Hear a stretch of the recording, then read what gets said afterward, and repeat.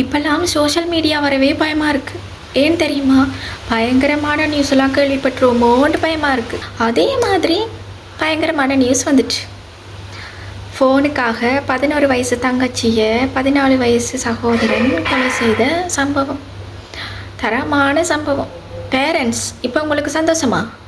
இதுக்கு தானே ஃபோன் கொடுத்தீங்க கையில், பிள்ளைகள கையில் ஃபோன் கொடுத்த நீங்கள். இப்போ சந்தோஷமா? சின்ன பிள்ளைகள கையில் ஃபோன் கொடுக்கக்கூடாதுன்னு உங்களுக்கு தெரியுமா தெரியாதா? பேரண்ட்ஸ் வீட்டில் இருந்தும் கூட பிள்ளைகள கையில் ஃபோன் தான் இருக்குது. வீட்டில் இருந்தும் ஆளுக்கு ஒரு மூலையில் ஃபோனை கையில் கொடுத்துட்டு இருத்தாட்டுறாங்க. ஒரு பிரச்சனையும் இல்லை, ஒரு கரைச்சலும் இல்லைன்னு அம்மா அப்பா அவங்களும் ஆளுக்கு ஒரு கையில் ஃபோனோடு இருக்கிறாங்க. இதுதான் இப்போ இந்த உலகத்தில் நடக்குது. இப்போ இந்த பொடியனை என்ன செய்வாங்க? மைனர் சீர்திருத்த பள்ளியில் கொண்டு போய் விடுவாங்க. ஆனால் என்ன கேட்டால், இதுக்கான பனிஷ்மெண்ட் யாருக்கு கொடுக்கணுமெண்டா பேரண்ட்ஸுக்கு தான் கொடுக்கணுமெண்டு நான் சொல்லுவேன். ஏண்டா சில பேரண்ட்ஸ் தங்களோட சுகத்துக்காக ஃபோனை கையில் கொடுத்து வளர்க்குறாங்க. அதில் விபரீதம் அவங்க தானே அனுபவிச்சு ஆகணும். ஏன்னா ஒரு வீட்டை ரிலேஷன்ஸ் வந்திருந்தாங்க ஒரு தடவை. அப்போ ஒரு பொடியன் ஒரு சின்ன பொடியன் 8ஆம் ஆண்டு படிக்கிற ஒரு பொடியன் ஃபோன் கையில் இருக்குது. ஒரு மூலையில் இருந்துட்டு ஃபோனையே பார்த்துட்டு இருக்கிறான். என்ன பார்க்குறான்னு தெரியல. நிறைய பிள்ளைகள் விளையாடுது. நிறைய ரிலேஷன்ஸ் அன்றைக்கி வந்திருந்தாங்க. ஒரு ஃபங்க்ஷன் மாதிரி பிள்ளைகள் விளையாடுது. ஆனால் அந்த பொடியன் மட்டும் சேரலை, யாரோடையும் கதைக்கல எடுக்கல, சேரலை.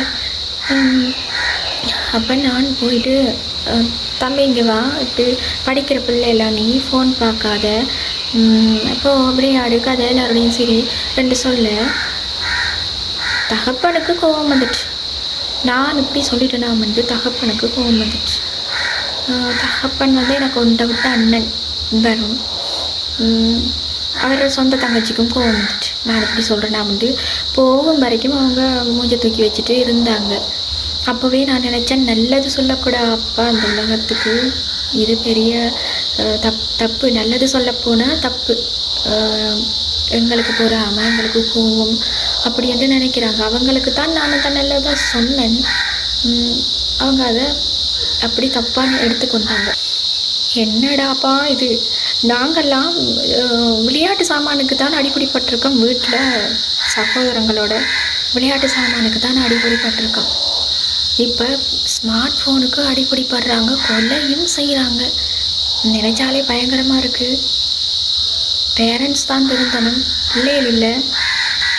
பேரண்ட்ஸ் பிள்ளைகளை உங்களோட கையில் தான் இருக்குது அந்த பிள்ளைகள வாழ்க்கைன்னு. அப்போ அந்த பிள்ளைகளை நல்வழிப்படுத்தி வாழ வைக்கணும். நீங்கள் முதலாவது கல்வி. படிக்க வேண்டிய வயசில் ஃபோனை கையில் தூக்கி கொடுக்காதீங்க. படிப்பு நாசமாக போகுது, லைஃபும் நாசமாக போகுது. இதோட இந்த உலகம் திருந்தணும். ஆனால் தெரியும், இந்த உலகத்தில் எவ்வளோ நடந்தாலும் திருந்த போகிறதே இல்லை. வர நியூஸாக அது ஒரு நியூஸாக தான் பார்த்துட்டு போவாங்களே தவிர இதெல்லாம் இப்படியெல்லாம் எங்கள் வீட்டில் நடக்காதுன்னு நினச்சிட்டு தான் இருப்பாங்க எல்லோரும். அப்படி நினச்சிட்டு இருக்க வேணாம் யாரும். ஃபோன் ஸ்மார்ட் ஃபோன்ன்றது பெரியாக்கள் யூஸ் பண்ணுறதே ஒரு ஆபத்தான ஒரு விஷயம்தான்.